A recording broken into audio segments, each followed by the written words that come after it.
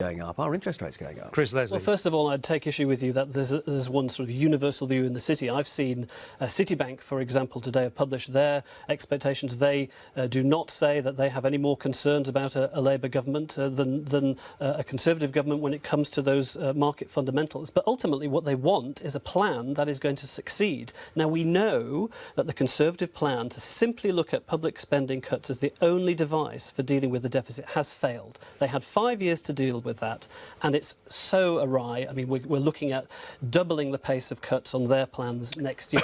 We can't just do it through cuts alone. There do have to be some sensible spending reductions, but we also have to have fairer taxes at the top, and that's why we would introduce that 50p tax for the very wealthiest. But crucially, you don't know how much that would raise. We do know that it cost £3 billion when it was given away. Well, you voted for it, Dick and David. Okay, Dick Newby, you come in there. Well, there's been one authoritative study by HMRC about the cost. Well, HMRC clearly don't know what they're talking about on tax. It was a political. It was not a political. It was a political. It was an academic, quasi-academic study by HMRC which showed that the cost of the cut was central cost about £100 million, and it may even which is also the same conclusion the IFS came to. Is that influenced by ministers as well? No, are these ministers' tentacles everywhere? The HMRC document, which had this calculation, we know that ministers and special advisers chose what's known as the tax income elasticity calculation. But it's the same as the IFS. That's why they managed to massage this down. But it's the same as the IFS. Is the IFS under political influence? The IFS and the OBR have both said we know it was a static £3 billion giveaway. You wouldn't disagree with that. It was a £3 billion giveaway. It simply isn't true. There was an HMRC study. It wasn't the case that ministers chose the tax elasticity. So you didn't lean on HMRC? No. It was an HMRC categorical. study. You didn't? Yep. I did not. I was the tax minister at the time. I did not lean on HMRC. And advisors? And the IFS, as you have said, Andrew, backed that up. And just a few weeks ago, with the new evidence of further years' receipts have come in and have said it's a fair study. Yes, we want to get more money from the wealthiest, but we've done that through stamp duty, through pensions tax relief. The 50p rate is just a lousy way of doing it. OK, I want to hear from Patrick O'Flynn. I mean, comment on what you've had, but also I want you to confront the fact that an important part of the UK's economic growth has been because of the high level of net migration. OBR has pointed that out. It's saying it allowed about 0.6% our GDP. That's a truth you can't and UKIP can't admit to, isn't it? Can I just... I was beginning to think that you weren't bothering to challenge me because you were so impressed with our CEBR verification. But on the point about the receipts... wrong. What's the answer to the question? Well, can I just get in on the first discussion? Rarely, I think Chris Leslie and Ed Balls have a bit of a point on the 50p rate, because what George Osborne did, of course, was telegraph it over a year in advance. So we saw the mother of all city bonus rounds shortly after the tax came down. So I think that is a genuinely relevant point, and I do think... And taken into account in all the studies, though. All the studies take that into account. OK, so you say... Now, let's get on to the migration point. That's helped our economic growth. It would be very surprising, given the level of migration into Britain and net migration.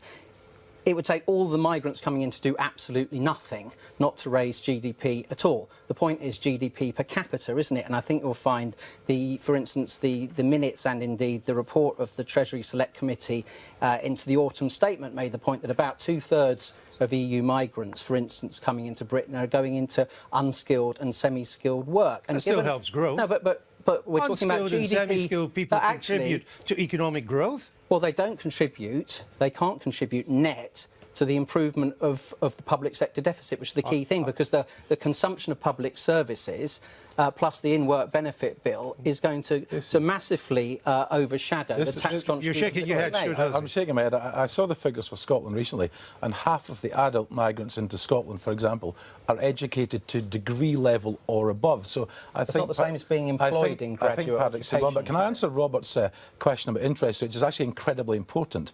The Bank of England will set the interest rates, and so far there's been no hint at all in terms of the central bank forward guidance that interest rates would rise in the way that's been suggested.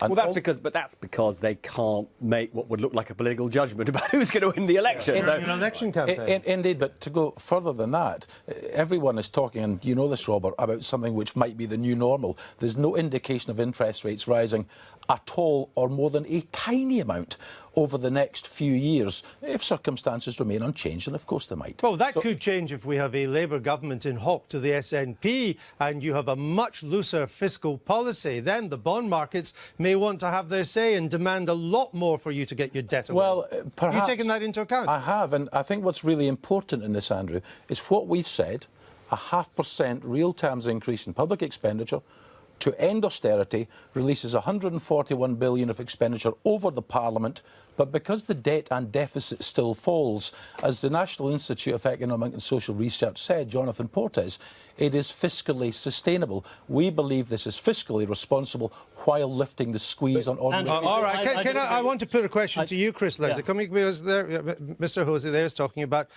how the SNP would like to see a budget go if they had influence over whoever the government was. Now, Alex Salmond commented in an interview I did with Chuka Umunna, who said to me that the Scottish Labour leader will not be writing the Labour budget.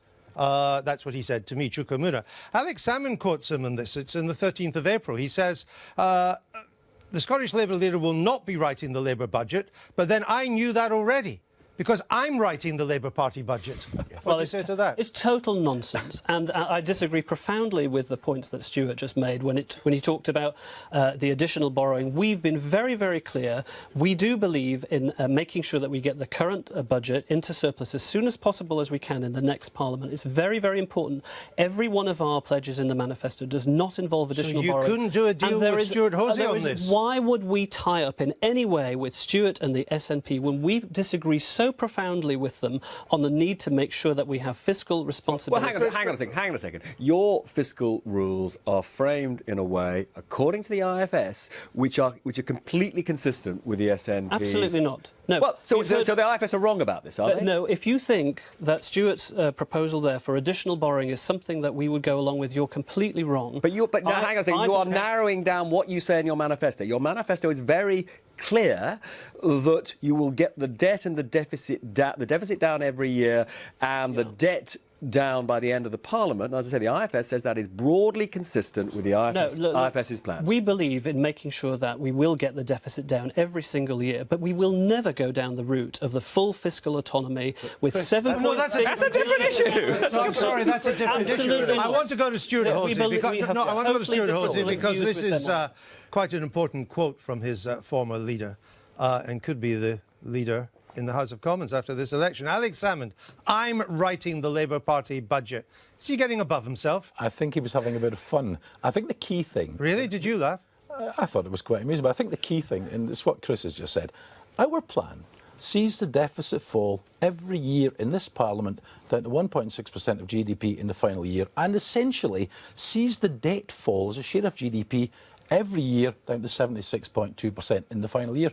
I think there is a deal to be struck which is fiscally responsible and which, Chris, actually lifts austerity from people, unlike Labour, who signed up to 30 billion of Tory cuts Stuart, in January this year. Absolutely not. We are not going to compromise in any budgets on the fundamental principle that we have. We want to make sure that we eliminate the current budget deficit that we have. He will have no influence. If you need SNP votes, we will not budge on that. The SNP will have no influence on your budget policy? Absolutely not. None? None. All right.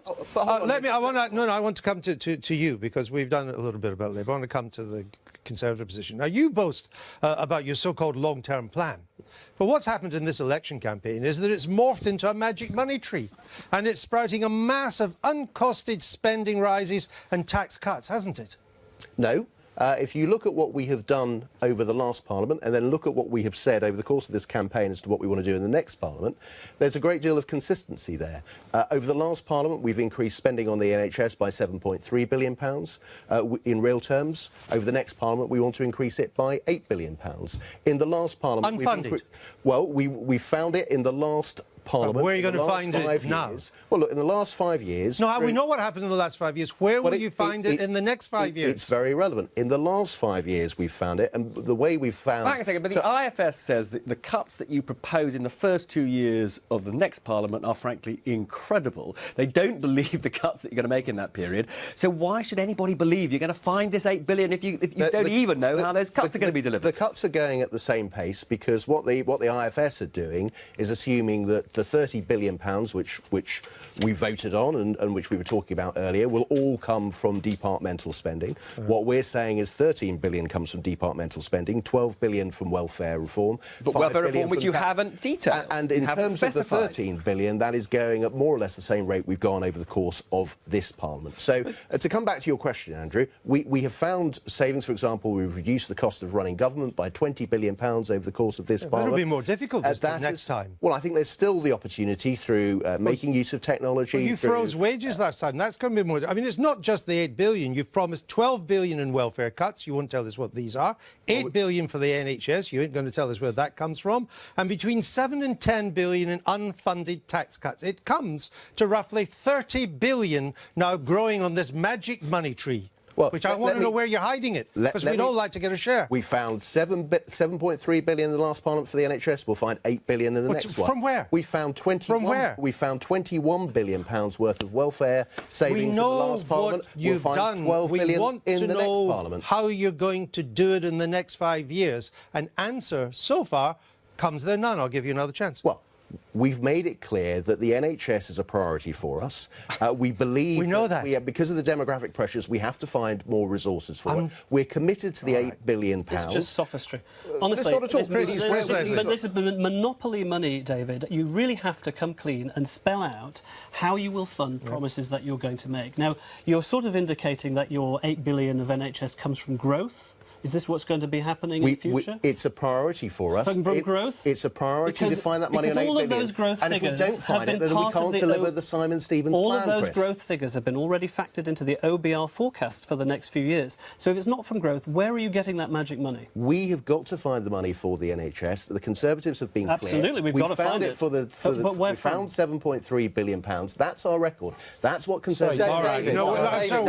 It's like Groundhog Day here, because I'm just hearing... I'm not getting an answer. I'm just hearing the same thing go on and on again. Can I just Dick Newby, hold on, I'll come to you a second. I want to bring in Dick Newby. I haven't heard from him either.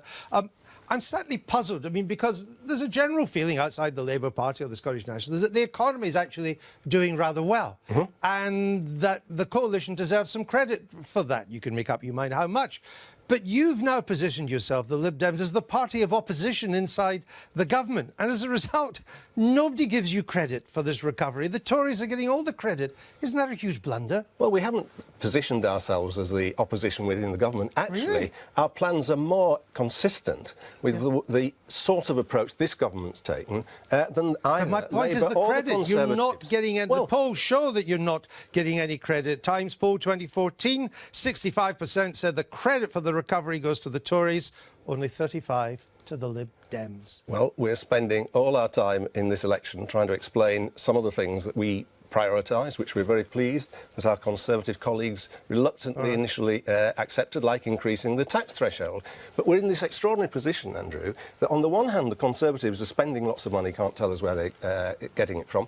Labour are talking about cutting, reducing the deficit without giving us any idea about how one penny... We have, absolutely, we have. All right, hold on. We've published 15 of our zero-based reviews. We've gone through many all right, I want tell to... us how much you're going to borrow. I want to hear from Patrick Flynn. I think, Robert, you've got a question. Yeah, well, I'm just interested in why UKIP is positioning itself as the anti-business party. I spend my whole life talking to both small and big business people, and they are deeply concerned about your immigration proposals. They, say, where on earth are we going to get the people with the relevant skills, the relevant enthusiasm, if the kind of drawbridge being lifted up that you propose comes into effect? And they also are terrified, frankly, about the implications for Britain of leaving the European Union's single market. So why are you ignoring business opinion? We're not, and we're not anti-business. We think that big business has driven the agenda in this country for too long, and we see ourselves very much as the party of small business, which is why we have our policy for radical cuts in business small business rates. has to export too, and small business has to find the right skills too. Well, indeed, and we have a welfare reform process and an education reform process, which is going to equip young British people with the right skills and attitudes. I don't think... Look, I can understand why the big multinational corporations want that unlimited migration, because what they're doing is importing people, employing them at minimum or near minimum wage, many of them stuck on in-work benefits. Some of the multinational corporations corporation, not even paying corporation tax themselves. It's a very nice way of generating profit while turning Britain into a low product